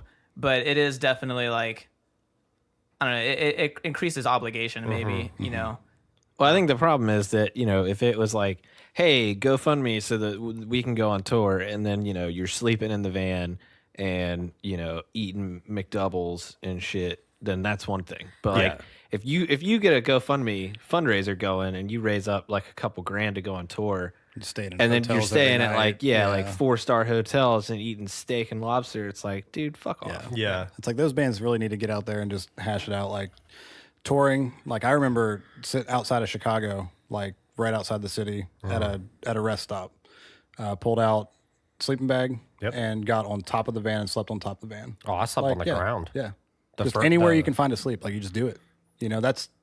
That's why I enjoy touring for that. Like when you get, it's Oh, basically yeah. like I get to go to these places and play shows. It's cool, but I Yeah. also get to travel. Like it's awesome. I get It's to like be on the urban road. camping. That And first one. it's going to be a lot more memorable to stay even in a shitty like sleeping situation, but you're going to remember that. Oh, yeah. You're not going to remember like, oh man, remember that time we stayed in a Motel 6? yeah. The beds look exactly the same Yeah. as when I went, on vacation with my parents when I was 12. But we're not going to forget the time that Greg, the first night of our Second tour. second tour, We he left was, Bent yeah. Willie's, and that night Daniel's boss was at, like, they were having a party because Daniel works at Main Stage. He's like security and sound there, and he was like, yeah, anything you guys want, put it on my tab, which I mean it's just like an open invitation for me to get completely trashed. And so we were at Bent Willie's, and we were just down in buckets. Or I was down in buckets. Daniel couldn't drive or drink and drive. So I was downing buckets, and Jonah had like one. And then we went and picked Ryan up from work, and we left. And I don't remember. I like passed out, I think, in the car. But we stopped in London, Ohio, or it was something weird like that at a rest stop. They all got in their Enos and were like in a hammock, and I slept on the grass in a sleeping bag. Yeah. This was preceded by chugging I a chugged third NyQuil. of a bottle of NyQuil because he was like, I have a cold. Let me chug a copious amount of NyQuil to help me sleep. So help me out here. What's an Eno? Should I know what that is? It's like like a a hammock. portable hammock, yeah. Oh, okay. It's the nice. All the kids are doing it now. That's the cool thing to do. We were doing it before it was cool. It's not true. We jumped right into the middle of it, bro. I don't know. I got mine at I've been Walmart getting for like real a cheap. lot of snaps or something from you guys, you and Evan. Voldak and Yeah. Evan just chilling in hammocks for days. We got Alex to to conform and buy one. But yeah, I slept on the ground and I was so NyQuil high, it was ridiculous. It was the best though. It was not the best when we tried to wake you up in the morning and you weren't having it. I don't and- remember. I mean, he's in a sleeping bag. You could just pick the sleeping bag up. Oh yeah. Well, we thought about just throwing him in the bed of the truck and getting back on the interstate and having him wake up, while we're trucking it. potentially I'd have been dangerous. okay with it. Nah, I'd have been all right with it. Well, I slept with a bottle of water in my bag, and I remember my reasoning was because I wanted it to dehumidify me. Because he Science. I'm trying to think of a way that could make sense to me. Yeah, I know. That's what That's what went through your. That's head. what my NyQuil-induced coma did to me. Was I'm gonna put this water bottle in here so that when I zip this all the way up, I don't suffocate because it'll, like dehumidify and I can. Fine. On a deeper level, it was just like, when you take a puppy or a kitten from like its mom or dad or whatever, and you give them a warm water bottle to sleep with at night so they don't feel as lonely. They have this warm water bottle. Maybe that's, Why wouldn't you just sleep with him? Might have been. You haven't heard of that? Why wouldn't you just sleep with him? He was in a hammock. They got cold. No. No, not like you sleep with. I don't know. Like, I guess like if like the cat. Like My cat sleeps with me. if I took a cat or dog from its mom, like I'm sleeping with it. I mean, put maybe my if you own wanted to nipple like, in its mouth. like try to cage train it. I don't know anything about animals, but that's the thing. That's totally the thing. Jed sleeps with 5 dogs every night and his wife. So 4 now because I 4. stole one. Oh, nice. Yeah, I mean, I think that's the more fun and reasonable approach to it. But yeah, I mean, I don't know. Maybe Greg was just lonely and needed a water bottle to keep him company. I don't remember NyQuil had me fucked up, man. It's true. I think I kept that bottle of NyQuil for like the rest of the tour too. And like anytime I was having trouble sleeping, I was just like, oh, I'm going to How bed big now. was this bottle of NyQuil? It was a It's like the economy. like a half gallon jug? I wish. No. Yeah, it was just like the, the nice value economy. Plot twist. It was actually just grape Kool-Aid. Right, yeah. It was actually purple drank. Yeah. See that? It was like the purple syrup before, like, instead of grape soda. It's just it was the the syrup that syrup comes in the- before yeah. it gets mixed with that. Yeah. God. That sounds awful. Snow cones. Yeah. Yeah, that sounds pretty terrible. I don't think I would want that in my life. Greg seemed to have a great time with it. Yeah. So it is was that great. the craziest thing that's happened to you Oh guys my on the God. road, or No. I don't even know. No. We'd have to Please. think, and then we'd have to probably not talk about the first or second. We can't craziest talk thing. about it. you can't? I mean, that's fair. Let's You gotta see. vet your answers. What's a like couple okay the times. third? Whatever you can talk about. Well, I don't know about crazies, but most fun definitely had to have been Cedar, Point. Cedar Point. Oh, dude, Cedar Point is We the went to shit. Cedar Point. The first like little run we did. It was like a week-long run. Yeah, we had. Did you guys GoFundMe to get your tickets? Yeah, yeah. Okay. No, we just decided to not make any money and have to pay a bunch out of pocket. But hey, that's Yeah, fine. yeah, it was great. It was a good time. There was no one at any of the shows. Literally, no one. Like, I love promoters. Like oh, actually, no, take no that it shot wasn't right even now. promoters. It was our own tour, but neither here nor there. It's fine. But one of our days off, we decided to go to Cedar Point, and just so happened to be like beautiful weather, not too hot, real sunny, and it also just happened to be the one weekend of the summer where they had a craft beer festival And barbecue. and barbecue. It's like perfect God. for you guys. And Yeah, it's like it's amazing. You pay like 30 some bucks and you get like 12 drink tickets. And those 12 drink tickets, a beer is like 2 tickets. So you could have 6 drinks for like 30 bucks, which is a great value at a theme park. Theme Oh, park. yeah. A craft beer too. So we bought a like cup- Imperial IPAs. Like, yeah. So we did that a couple times, a couple different strands of tickets. yeah. I think we did 2 strands of tickets and we like did the math and it only cost us like a total of like I think 50, 60 bucks. And We drank a lot of beer for that. oh, we were done. I'm talking like we rode the Millennium or not Millennium, the The Magnum, Magnum XL. Oh my god, we rode that like 6 times. Fucking trash. By the 3rd time, we were screaming Post Malone, congratulations. You would think that being drunk on a roller coaster would be miserable. Awful. I felt it was awesome. Your senses are heightened, so it seems like you're going higher. Seems like you're going faster.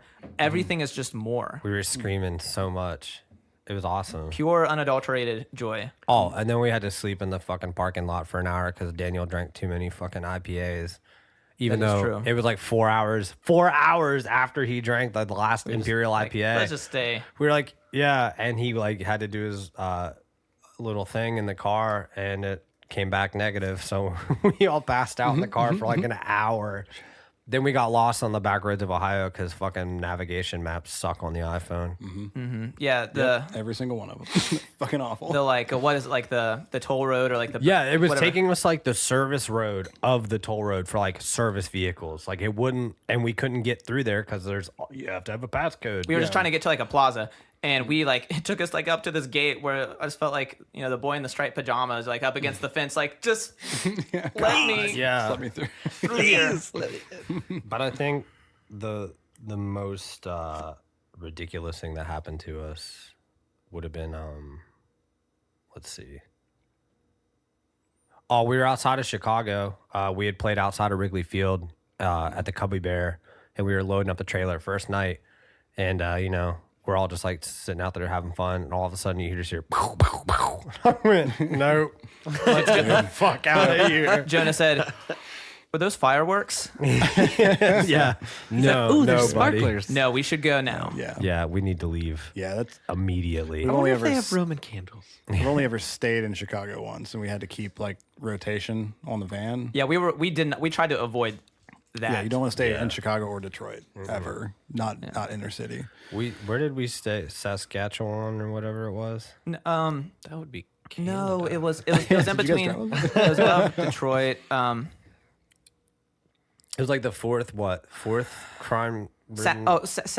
Saginaw. That's what it was. Saginaw. On our way to actually, this might be the craziest story. The show after the Allen Park show, we got to play in Kalkaska, Michigan. Oh, the at trout the fishing 82nd festival. National National Trout Festival, Yeah. which is an actual thing. Yep.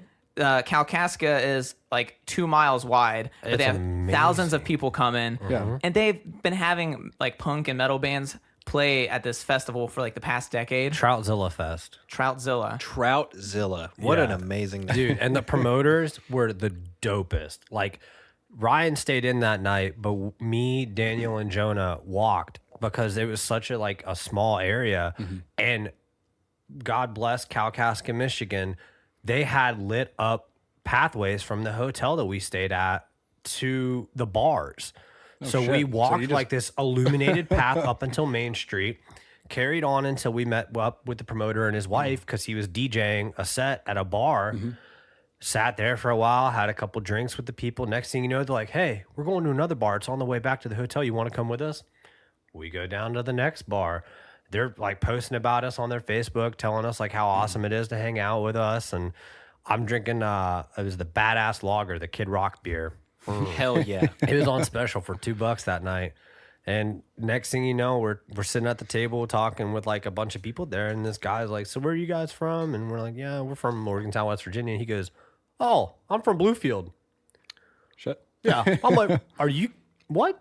He's like, yeah, I got family out here, so I moved out here. And I was just like, that's so strange. Why would someone from Bluefield be in the, like, Kalkaska, Yeah. Michigan? Like, The smallest place. like Amazing literal- place. Yeah, amazing, but small. But I was just like, huh. So we just like bullshitted about WV for a while. Yeah, so Vans Warped Tour might be disappearing full country, but you best believe Troutzilla is going to be there next year. Troutzilla will be there. Make your way to Kalkaska. So at what point in the night did you hunt trout? Oh, I hunted it on the way back, on the way to the other bar. I took a picture in front of. there was a big giant ol- stone trout. There was a big, gigantic trout statue, and I'm just like, oh, dude, I gotta get a It was your picture. Facebook, and didn't it say like thick boy? Thick boy. It was a thick trout. THICC, baby. It's amazing. Dude, if you ever want to see a large group of people get mad really fast, buy the fast passes at Cedar Point. Oh yeah, dude, I fucking hate that. I Oh, hate dude. that shit, man. Oh man, I've never gotten so many nasty looks in my entire life. I don't even. It's like It's like, dude, I paid $80 Yeah, for you this pay- thing. you paid for I'm it. not getting a deal here. Yeah, like, no. You still have to wait I'm in line. sorry that you're waiting in line longer than I am, but like, it's not like I got this for free. Right. Yeah. I mean, it's honestly smarter to do that because, like, you go to an amusement park to ride rides, not wait in fucking line. It's like, yeah, if you're gonna drop the $100 to do it, then like, all right, dumbass. We actually managed to in one day we rode every single major roller coaster at least once. See? with the fast passes. that's like, fuck off for. and sitting in then we line, didn't even go back Barbara. the next day because we were like, we already rode everything. Yeah, So that's what we rode the Magnum XL 10 times because there was never a There was no Yeah, line. no, But it's yeah. crazy because that's a God. good roller coaster. It's a great roller coaster. I would defend that. Is it shutting down or something? Or is it getting closed down? I think it's getting upgraded. Maybe. Okay, I was gonna say I'll fist fight Is it- someone. is it You gonna do be not a touch my Magnum? Magnum XL. Is it going to be a Magnum Double XL now? I don't fucking know. Yeah, it's going to be lubricated more than Yeah, the first yeah, one. extra lubrication. A little bit bigger. It's going to have a So- reservoir sponsored by tip now. Trojan. Yeah. Ribbed for her Yeah, I was pleasure. gonna ask if it was gonna be ribbed or not. I feel like that would make the roller coaster experience a lot more crazy. Just like imagine like a ribbed rail. That would be It vibrates. It yeah, vibrates more for than real. like your seat vibrate. So it stimulates everything for everybody, like Yeah. your prostate. Far more stimulation. Your balls than would the just be single throbbing XL. with pain the Yeah, entire by the time. end you're like, oh my God. It's called the Blue Balls now. I've never been so happy and upset at Yeah. the same time. I'm very This conflicted. new ride is called the Blue Balls. It's a good time, man. It's a good time. Just make sure you go to the bathroom immediately after.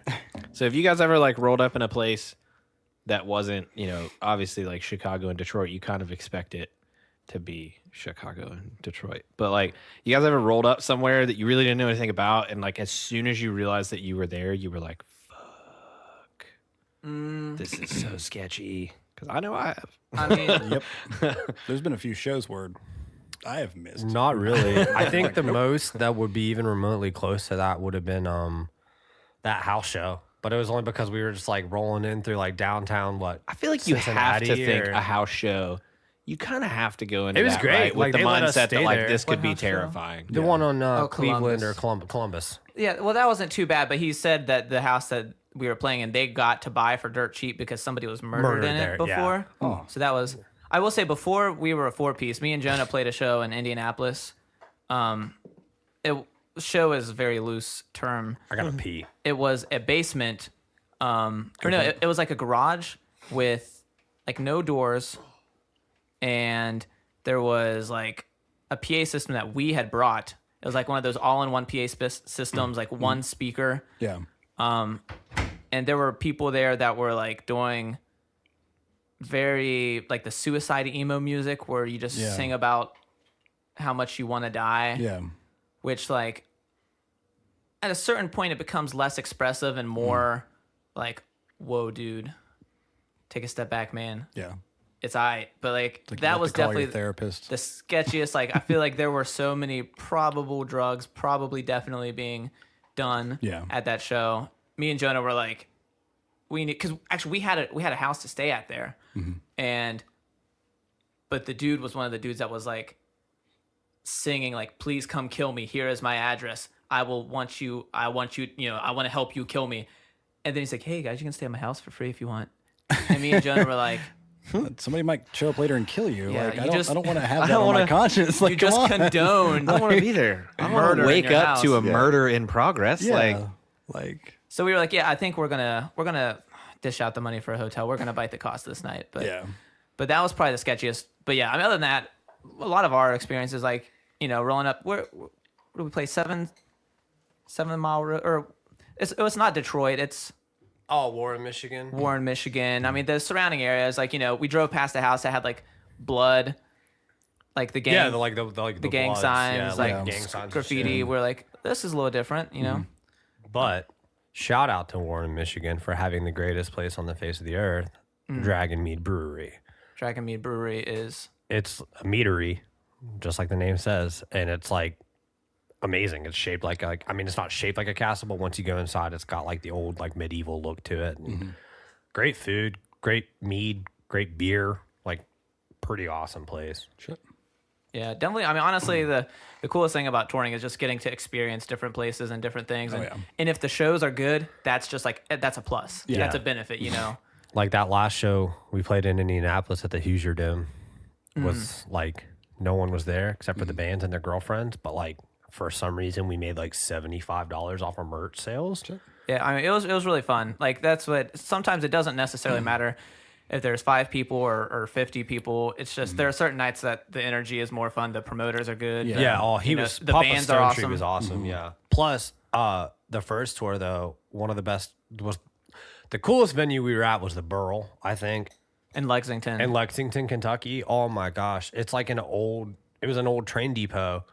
They turned into like a venue and like, super dope. oh man, it was so cool. They let us stay in the green room, and that's where one of the worst stories of our tour happened. But we won't go into that. But it was so cool there, but like no one was there. But it was still like one of those like cool things where we like hammocked in the city. We ended up going to this place called the Chevy Chase Inn, and it was the first bar yes. that opened in Lexington, Kentucky after Prohibition had ended. Wow, And really? it was all dude. like days after, I think he said it was like 2 or 3 days, 2-3 days after. Prohibition ended. Did they have opened like the tunnels and stuff that you could go look at? we didn't go anywhere near like the tunnels, but like he told us like it was like one of the like that area there was like very notorious for that, and like Yeah. trap Oh, doors. dude, he poured us Ryan and I like bourbon on the rocks right then and there. He's like, here you go. Like, this is like, the bourbon capital, like, or like bourbon area. Like, oh man, it was so cool.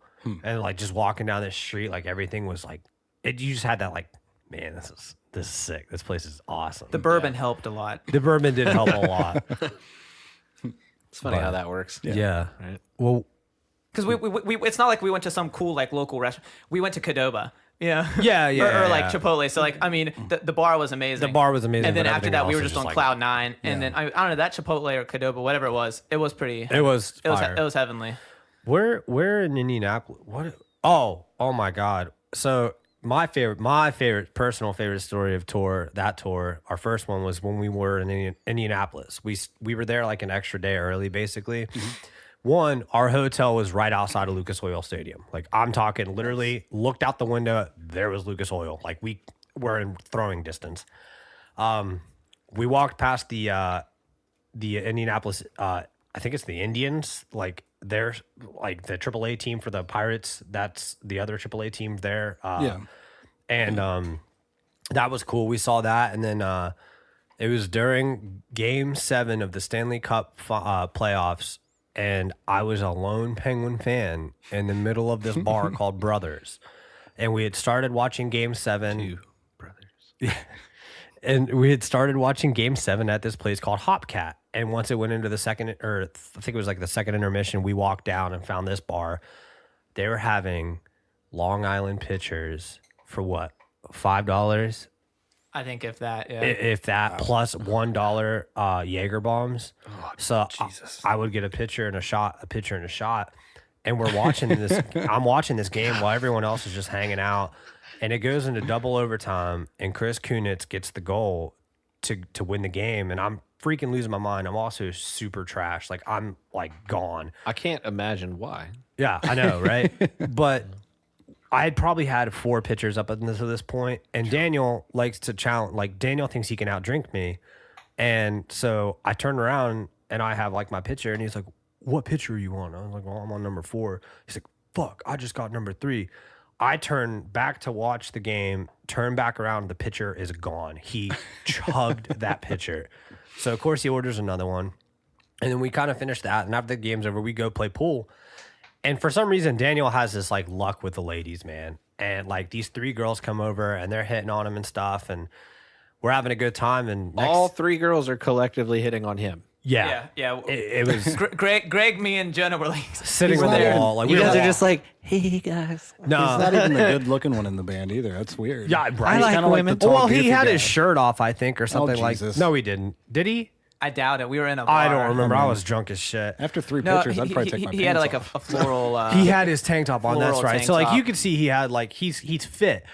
Well, there's this guy across the bar, and I'm talking your stereotypical redneck. Like, I mean, red, black flannel, cut off sleeves, like spitting into a crushed Bud Light can. This is offending to me. But But he's sitting there and he's staring at Daniel, talking to these girls. Now, here's the kicker: the girls were black, and this guy is, I mean, staring daggers through Daniel.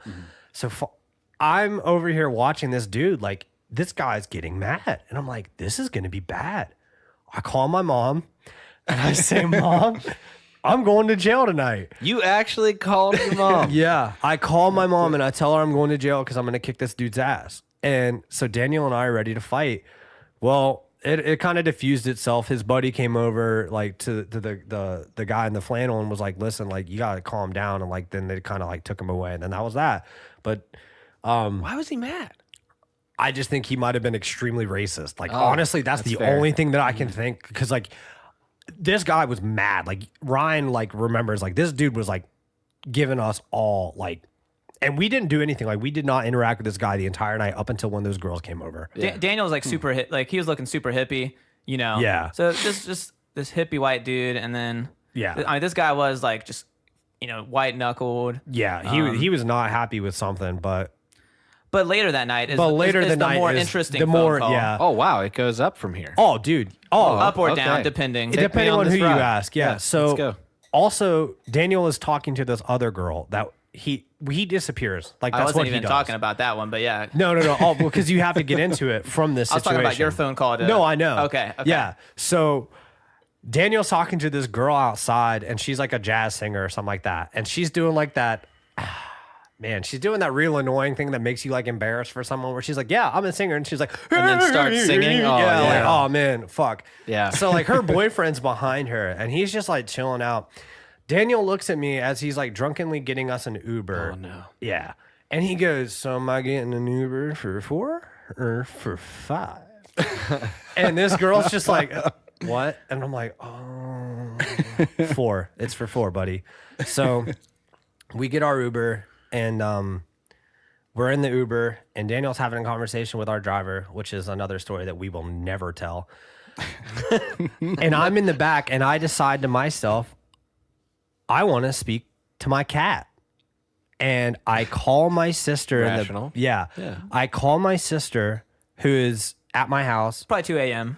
3 a.m. 3 I a.m. remember. Did you FaceTime or did you phone call? I don't like FaceTime. I'm a bad millennial. I call my sister like a normal person. What if your cat thought that you were someone just pretending to be you? I know. Well, she didn't let me talk to her. I call my sister, and my sister's like, "What the fuck do you want, Greg?" And I'm like, "Jennifer, please let me talk to my cat." She's like, "What?" I said, "Let me talk to Lizzie." And she's like, "No, it's 3 a.m." I said, "Just go in my room and put the phone up to Lizzie and have her meow." And she's like, "No." I said, "I just need to hear her meow." And like, I'm getting like upset. And she never did. She never did let me hear my cat meow. And when Lizzie died a couple months ago, I reminded her of that. And I was like, you do not like it me hear my cat meow.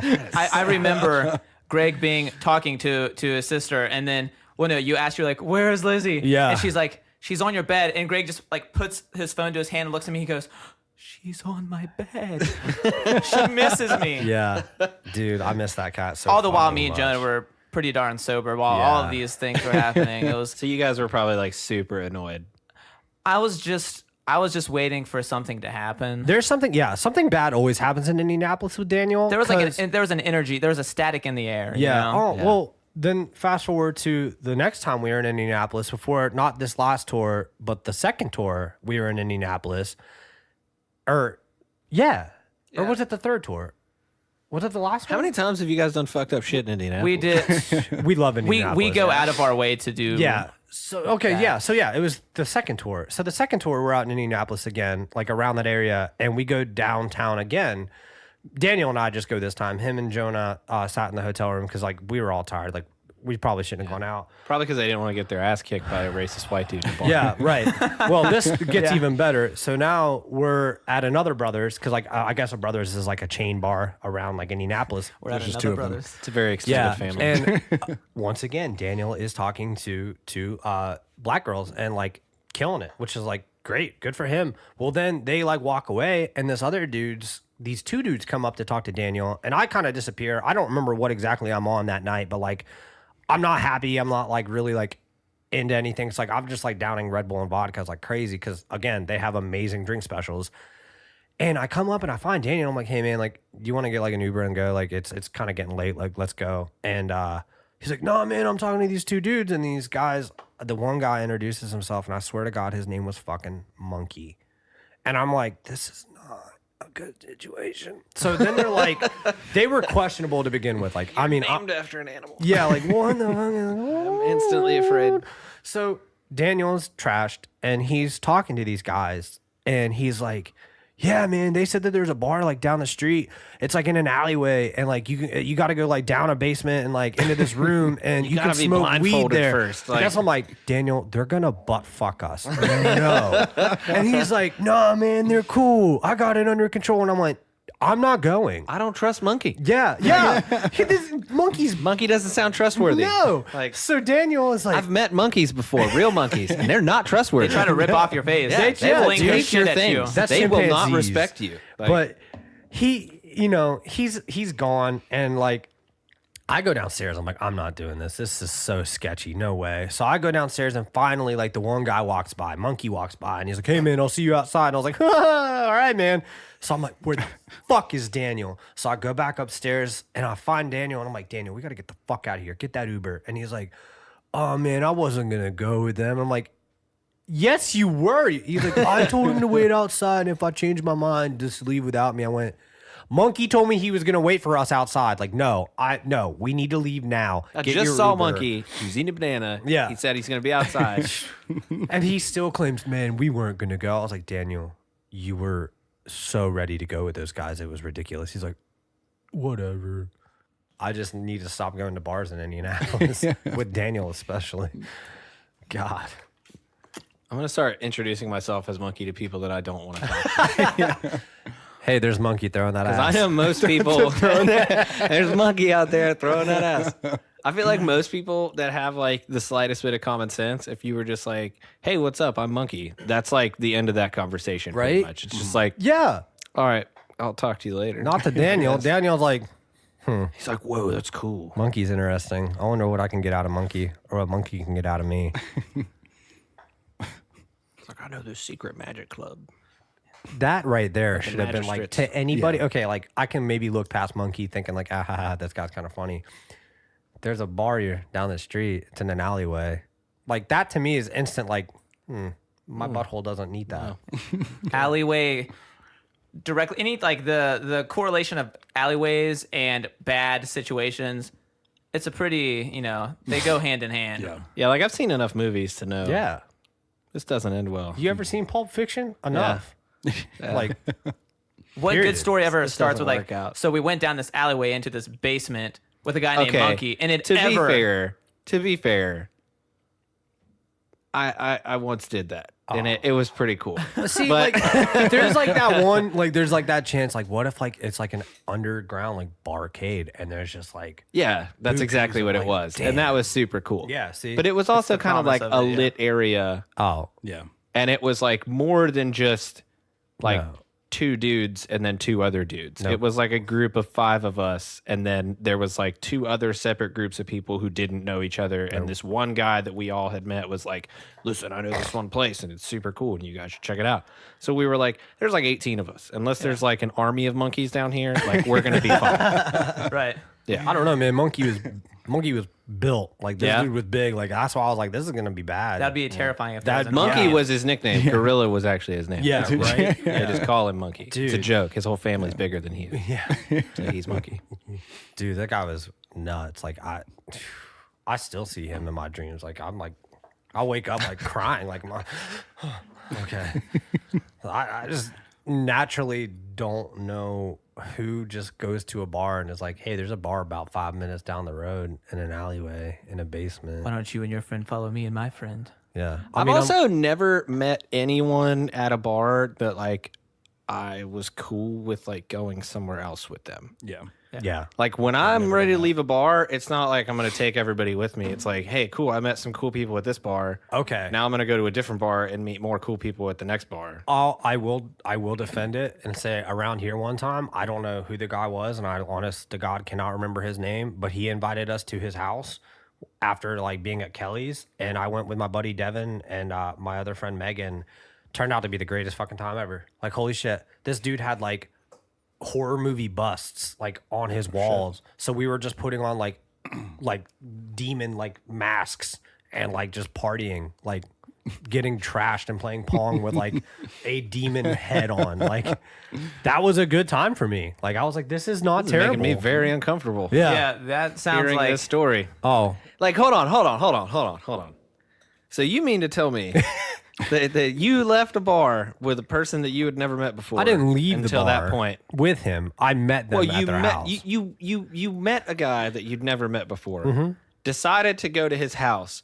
Saw horror movie busts on the walls. Yeah. And that wasn't the instant moment. Was his name Monkey? No. Okay. Well, because okay. that sounds like a pretty big red flag. That In this situation, maybe I was should back going out of this. Well, I was going with my 2 friends, so I wasn't as Right. afraid. But I also knew one of the guys that he was with.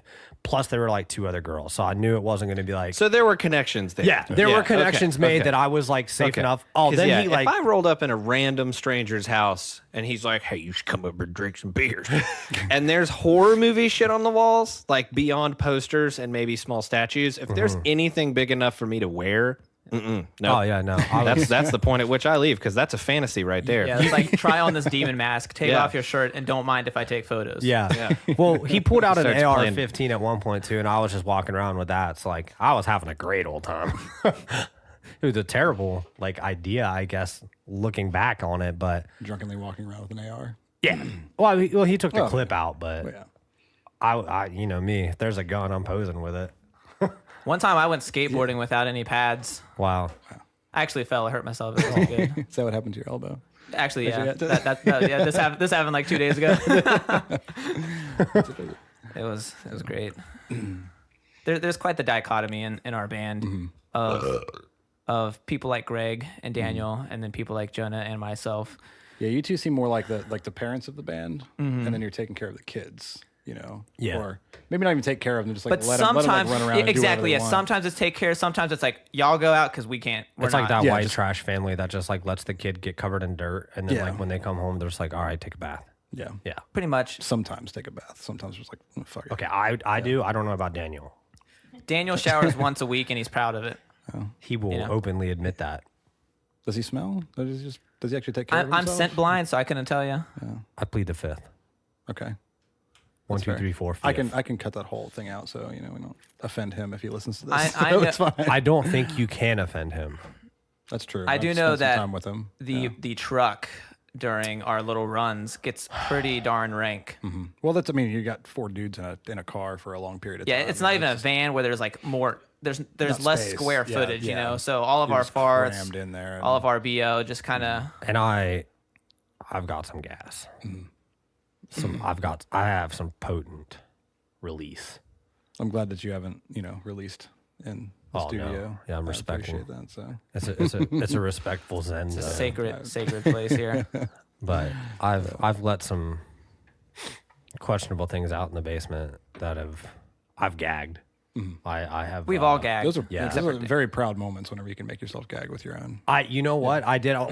Oh, that's a good one. We always try to be like, yo, just like aim it towards like a corner or like one of like these padded walls or something. You know, like the carpeted walls you got down there. Never happens.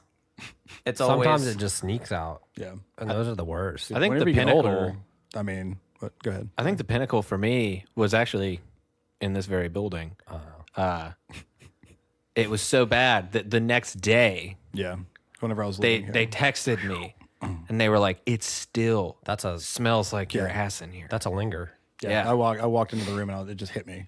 Yeah. It I've wasn't, done that. It wasn't It as didn't- potent, but you could. Wasn't still, it like was you still sat on the couch and it like the Oh yeah, cushion just wafted. air? Yeah, it just yeah, the it just, like, cushion held it. air It was like so thick left that it couldn't. the you know. cushion. That's and like it was farting in your car and then like not thinking about it and like shutting the door and then like getting back in it like either the next morning or like a couple hours later and you're just like, What happened? did I shit myself? Somebody pepper spray my car. Yeah. Especially on like a skunk hot died here? day like today. Like Oh yeah. that's why my windows are like 99.9% of the like time down because like if I'm driving, I'm farting. Like Yeah. it's going out. That makes like, sense. Like some people get the running farts. Greg just gets the driving farts. My Lola is the fucking undefeated champ of. I call it walking farts. My Lola is like Filipino for grandmothers. Like that's my Filipino grandmother. When she comes in town, it's a farting competition at our house. She is like a 4'8" woman. Is she old enough that she doesn't know she's farting? No, she 'Cause knows. those are the best. Oh, dude, no. I think it's even better because she does know. So like she'll like walk by my mom or I, and you'll just hear, and she'll be walking like shuffling her feet, going, and I'm like, oh, Lola, and she'll just go, Greggy, do you like it? And I'm just like, damn it, Lola. So then like I'll wait till like we're sitting there cooking like dinner, and I'm just like, and she'll just go, Oh no, that's the worst. Not whenever you're cooking dinner. oh yeah, no. Then you foul It's- up the food. Dude, it's no holds barred when Lola's in town. Like it's just It's nauseating. yeah, and it's so funny because my mom's like, I don't know where he gets it from. And I'm like, your mother. Like your mom literally just Yeah. shat on you. Yeah, Like, And you're wondering. Lola is in the this kitchen, comes like from. talking Filipino. Or it's like Tagalog is like their language, but she's like on the phone with her friends, like, and there's like, I'm like, Lola, what the fuck are you doing? And she's just like, I'm talking to your aunt. And I'm like, okay. I'm like, what the fuck? And then I'll hear like cow, and I'm like, cow? She's like, yeah, it means sit. And I'm like, what? Yeah. So if you ever want to know Philippine language, cow means sit. I'll keep that in mind. Maybe we can write a Filipino song. There you go. Yeah. Break into a new market. Right. Yeah. Yeah. We gotta do something. Dude, I miss Lolo now. I want that Filipino woman to come in and cook. She always says noodles, noodle. Fart all over the place. Fart all over the place and cook. Noodle. Greg, you like the noodle? Like, yeah, Lola, I want noodle. So, All right, everybody. This has been Jed, and I've been Daniel. and we've been with. Ryan. And monkey. From Forever Strong. Thank you all for listening. Goodbye. We wrote this song about a year ago. It's called Drunken Prophet. 1, 2, ready, go.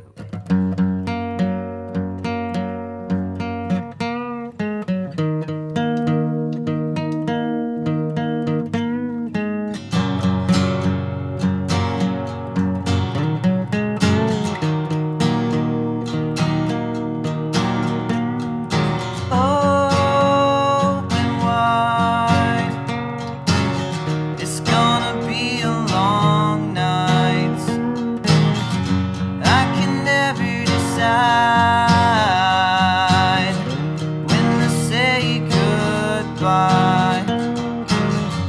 I've been walking down this sidewalk on the road that they call life. I met a man on that sidewalk. He told me everything would be just fine. As he stumbled away,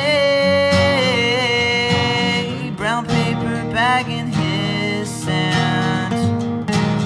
The drunken prophet will guide me. I guess it's all part of a bigger plan.